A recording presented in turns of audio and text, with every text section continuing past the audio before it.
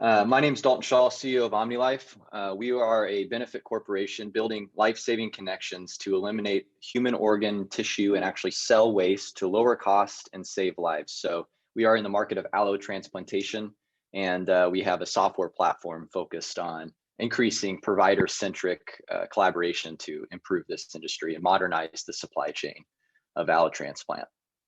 Next slide. Our connected purpose of this industry starts with a personal story. I played football at the University of Iowa 30 pounds ago, got in a motorcycle accident that almost ended my life and ended my career, but started this one. I had a paralyzed right arm for about a year and received an experimental nerve transplant, which was successful and has allowed me to regain full functionality of my arm, which was the inception for my curiosity as well as passion for understanding that donated tissue could be repurposed to increase, improve, enhance, and save lives. Eric, I met at University of Iowa. He is a PhD, working on his PhD at the time on liver allocation. He had liver failure, family history of liver failure. Both of us were nominated Forbes 30 Under 30 Healthcare Class 2018. Next slide. So the problem that Eric discovered in his research and his PhD is 54% of donated organs go unused in the United States every single year. 22 people die waiting for life-saving transplant, but the problem itself in terms of organ and tissue waste is much larger. With 30% of American deaths due to chronic illnesses and diseases such as end-stage renal disease, heart failure, etc., could be completely eradicated by organ replacement. Next slide. So kind of a continuation on the problem in on this first part of our solution, which is connecting all the dots. There are over 30 clinicians and healthcare providers that are, I guess, participating in an organ transplant event. And our first goal is to simply connect all these key stakeholders onto a single platform to allow easier information sharing around these tissue and organ assets. And then what we do is we go into each one of those stakeholders with a solution that allows us to add a layer of communication and automation to their workflow. So we're bolting on to existing workflows to add additional efficiency, transparency, and automation. And then we use all of this data around communication data gathered on the platform, as well as this process data to continually make improvements and enhancements to the entire supply chain. Next slide. We are provider centric, and to give you kind of an idea or to wrap your head around the interface for providers, we like to draw the simple parallel to Domino's pizza tracker. So this is a really simple kind of concept, and we're applying it to a very complex area of healthcare. But at any point of the process, you know exactly where your pizza is at, and then eventually, you know, you have the actual GPS location of that pizza while it arrives to your door. And in our industry, this entire process of taking a kidney from California to New York is managed through a series of phone calls and text messages. And so what we do is we put everybody on the platform, allow them to communicate, but we also have these tracking capabilities that as providers are completing different things, either manually checking them or sometimes through automated triggers, it's sending out alerts and keeping everybody up to date. Next slide. We implemented the software in 2018 and 2019 in a study in Iowa. It was a 3-center study. We showed a 35% increase in organs transplanted and placed while saving time and efficiency and increasing the experience for frontline staff. We published those results in the Progress in Transplantation. Next slide.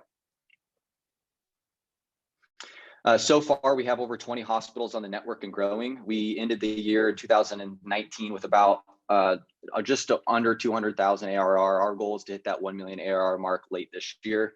And our goal is to be the largest communication collaboration network for this industry by the end of the year. Next slide.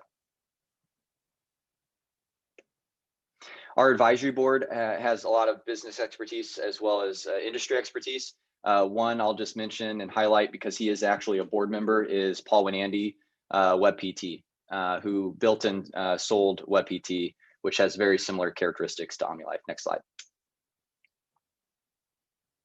This is our growing investor syndicate. Next slide. And we are actually collaborating with Wonder Fund and Global Equity Ventures to provide a crowdfunding campaign. So we raised $750,000 this year, and we're doing a side-by-side strategy that allows us to close and accelerate and lower the barrier for passionate individuals that have a connected purpose to the industry to participate in our crowdfund to accelerate the close of this remaining $250,000, which right now is really going to scaling our sales team. Next slide. So that's the link where you can find more about the public offering, or you can email me to learn more about what it means to become a sponsor and how you can help. Thank you so much. All right, great job, Dalton. Another virtual round there. Yep. Mark and Garth. I think it's my turn to go first. Yeah, good job, Dalton. Love the opening, the why you're doing this. Really cool. Because I think way more than sort of necessarily experience, especially for a young person, is a drive, like a purpose. And you nailed it. You're just like, I couldn't use my arm, and now I can. And so that's really visceral for an emotional learner like me to grab on, and I'm with you. So that was really cool. Good use of time, which I'll make a comment. 3 presentations, they all made great use of the time. That never happens. Mark and I have been here since the beginning. That never ever happens. There's always at least one that completely just blows it. And so great job to all of you, but also you, Dalton. I think one thing that I feel like I missed, you set up who was involved. Also, I feel like I've seen you before. I feel like, have you ever done Tech Breakfast before? Yes. Okay, good. So it was several years ago, probably about 2 years ago now. Yeah. No, definitely, because it made an impression on me then. But now, I can see all your progress. One thing that I didn't grasp was how the money works. It's like how you get paid, and then and a little bit, and I feel like you glossed over a little bit, like. It seems like you're being successful, you're hitting your goals, but I didn't quite see where you are with the business and where you're looking to get. Maybe a tiny bit more detail about that. Other than that, I think I'm going to turn it over to Mark. Overall, good presentation. I like what you're doing.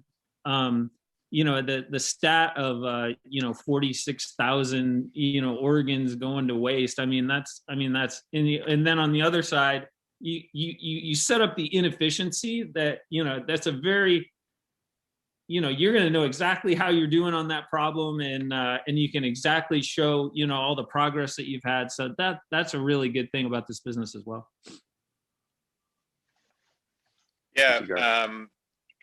Agree with what Garth just said. Great intro. When you can tie people to the personal story, I think it just pulls people in. So smart use of that, and also really good use of data. There's a really good balance of connecting to the narrative and the story, not just your story, but understanding this industry in a more personal way, but also doing a good job of explaining it quantitatively. So I kind of really liked the kickoff. The only thing that you might try to fill in a little bit on quantitatively is maybe just, you were talking to it, but just kind of the size of the market. And I'll come back to that is helpful just to size it. But I also think, to Garth's point, where is the company? You're making some really awesome, definitive, kind of bold kind of statements here. By the end of 2021, we're going to be the leader. That's awesome. I love that. And so, being able to tie that back to what the addressable market looks like in the United States, or how you want to define it. I think the good news here is you have a lot of opportunity to kind of define what it is you're going to do. And so helping set that up front with, there are so many thousand hospitals, just a little bit more context on how the system not necessarily works, but how you would define it. and that's a pretty nuanced point. I'm picking on you there a little bit, but that was really the only gap. Just going to the end of the presentation, just to dig in, the investor syndicate, logo flash slide, I thought was like, I was like, wait a minute, hold on a second, time out. Like, you've raised money, you're clearly solving a problem. There appears to be strong product market fit. Like, that's where you need to slow it down a bit and just be, more kind of sequential or really intentional as to like what you're saying, what you're showing, and why. So it's like, we've raised some money. Here's who's invested in us. This bifurcated hybrid, like crowdfunding plus additional institutional money thing, I don't have a problem with it. It's just, it's confusing. It's like, okay, are you trying to raise institutional capital and price around here, or are you going to crowdfunding, or you're doing both? So I'm not saying you shouldn't do that, but again, when you're going to introduce something that seems or would come off to an investor as somewhat unconventional, and I'm not saying crowdfunding is unconventional, but to put these two things together with a bunch of investors, that was just kind of like wait a second, let me figure that out. And then just like one more kind of press on, I think Garth mentioned something here, like, we're raising another 250,000, or we have 250,000 left. We're trying to raise a total of what? I was a little confused there. In that use of proceeds, you mentioned very specifically, like, we're going to use that money to hire salespeople. So kind of going back to my original point with the upfront is like, we're going to hire 5 salespeople. We're going to go attack this market. Like, that would really have rounded out the pitch. And that's I'm being, a little bit unfair there because it's a really strong pitch, but it's like, better definition up front of what you're attacking. We're raising money to build out a sales force to attack that market. That would have really, put this thing over the top. But, again, like, great pitch. I think you just can tighten up a little bit. And again, time management here with 5 minutes is really hard. You're almost never going to give the 5-minute pitch. But I think it's a good place to get pressed on, where you decide to go deep and where you decide to kind of move quickly. So one other point up front, I was a little bit confused initially. And so, like, again, in a 5 to 10 minute pitch, I'm confused for the first 2 or 3 minutes. That's not a huge problem. It's a little bit of burned kind of time. It feels like words like, we're automating a process, we're bringing automation and workflow. Like, you were using automation, but I don't know, I just feel like you guys can continue to really tighten how you really early on describe what you're doing. For the, off chance the 20% of your audience is like, I know what organ transplants are, but you had a bunch of big words up front there, but like, this is workflow automation. Okay, cool.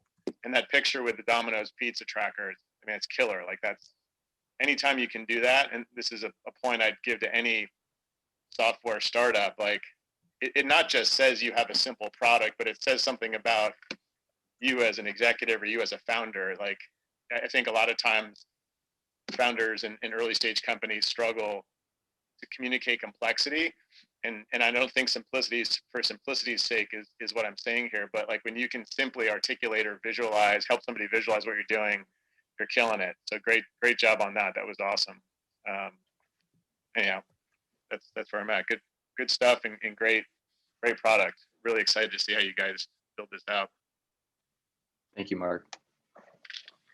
I can't take credit for the Domino's pizza parallel. And, I think that's part of the benefit of working with really good advisors and board members, is to take a step back and say, okay, what are we really doing here at its most simple level? And then how can we draw parallels to let, people understand easier and have that kind of aha moment. So that definitely was a long process to learn and lots of mistakes to get to that kind of level of simplicity.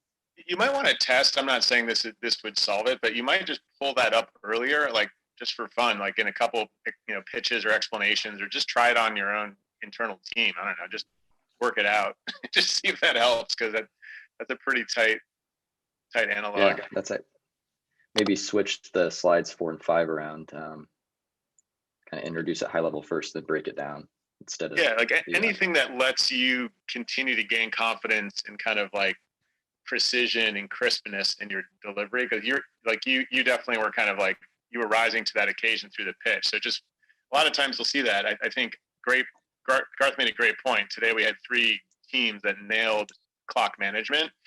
And I would also say, like, every person pitching almost always starts out slower, and it's so easy to just kind of see the ones that are just really tight up front, right? And you can kind of almost feel it in the room, if we're all back in the room together someday. But yeah, try the flow, try messing with your flow. I think anyone should do that, as you're working on a pitch. Like, I've said this a lot over the past so many years. Like, a lot of times it's like, start at the end of the paper. This happened to me in college a lot. Is like, the end, your conclusion is sometimes your thesis, or you're able to kind of take your closing points, push them up front to really pull the audience in and get them tighter.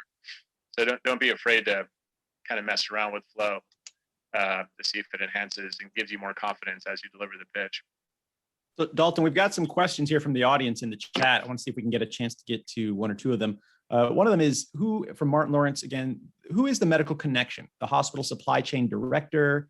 Are we expecting them to use the quote unquote pizza tracker for all the organs in their hospital system? Where's that connection? We operate within the transplant center programs within large hospitals, and those are usually under Department of Surgery, and usually it's a transplant administrator or executive director of that program that interfaces directly with CEO or CFO hospital, and we deal with those individuals for pricing. But surgical directors of the programs and of the different organ programs, heart, liver, lung, et cetera, very key to get clinical liaison support when driving the decision making at the administrative level. Hopefully I answer your question. Great. And there was another one here from Kevin Washington. How would you go about courting folks who don't have health insurance or can't afford these types of procedures? Well, for kidney transplant, it's completely compensated by Medicare, Medicaid. But there's other, I don't honestly, from a patient perspective, I'm not super educated on the pricing and the cost of these particular transplants. I know what it costs the hospital, but usually insurance plans, typically transplant is a very cost-effective treatment versus other more expensive treatment modalities. So it's usually something that insurance covers. Gotcha. Great. And then we have one question here that actually went to Mark and Garth that was asked earlier. Laura, can you point to where this it was is? Asking about exit strategy, which I get asked all the time. So I thought it'd be great to have Garth and Mark weigh in on this. When do you include your exit strategy, and what is the importance of including that, or at least having the conversation? Yeah, I'll just kind of, as an investor, I think it's a great question. Let me kind of compose my thoughts.